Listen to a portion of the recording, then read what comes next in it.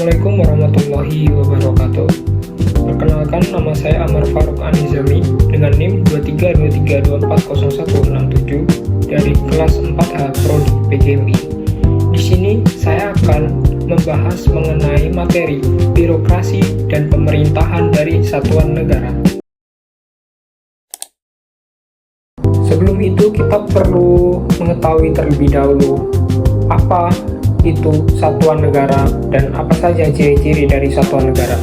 Jadi, satuan negara itu adalah bentuk negara yang pemerintahan pusatnya memiliki kekuasaan tertinggi dan mengatur seluruh wilayah negara secara langsung.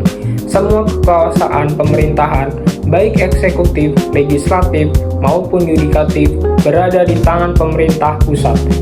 Yang selanjutnya, ciri-ciri satuan negara. Yang pertama, hanya ada satu konstitusi, yaitu Undang-Undang Dasar. Dan yang kedua, pemerintah pusat memegang kekuasaan tertinggi.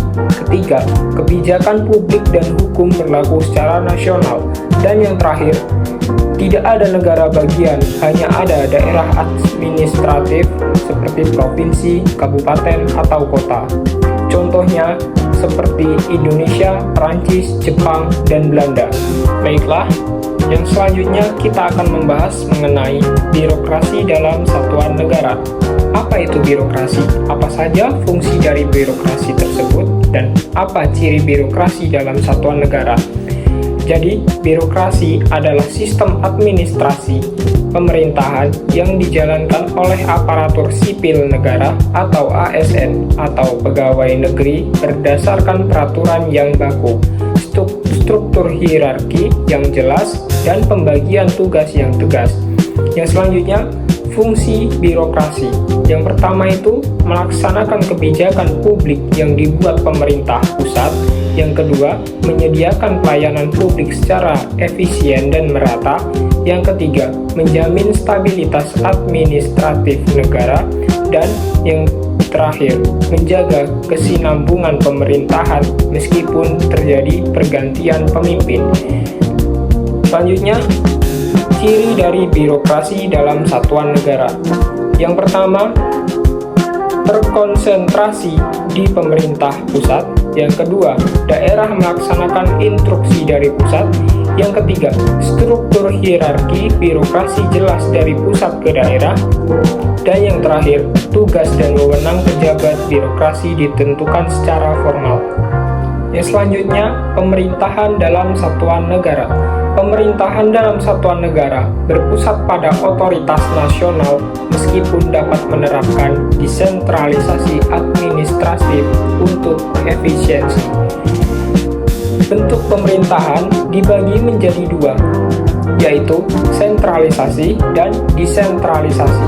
Sentralisasi, semua keputusan dan kewenangan diambil oleh pemerintah pusat, sedangkan desentralisasi, pemerintah pusat memberikan sebagian kewenangan kepada pemerintah daerah, misalnya dalam hal pendidikan, kesehatan, dan infrastruktur.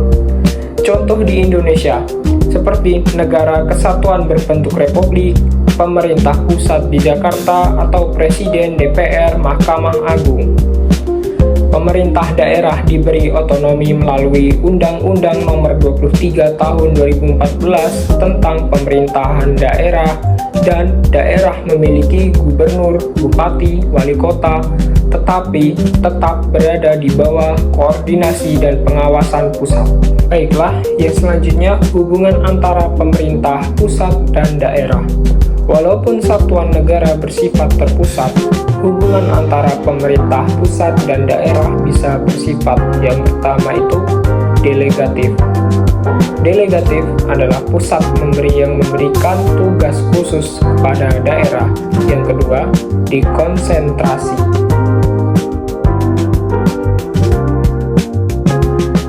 Kelebihan dan kekurangan sistem satuan negara. Kelebihannya, dapat membentuk kesatuan nasional yang kuat, kebijakan seragam di seluruh wilayah, sistem hukum dan birokrasi lebih stabil, dan biaya administrasi bisa lebih rendah.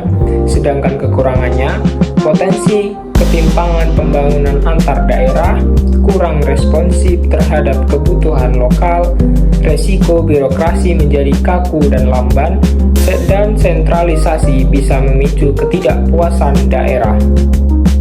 Baiklah, mungkin itu saja yang dapat saya bahas.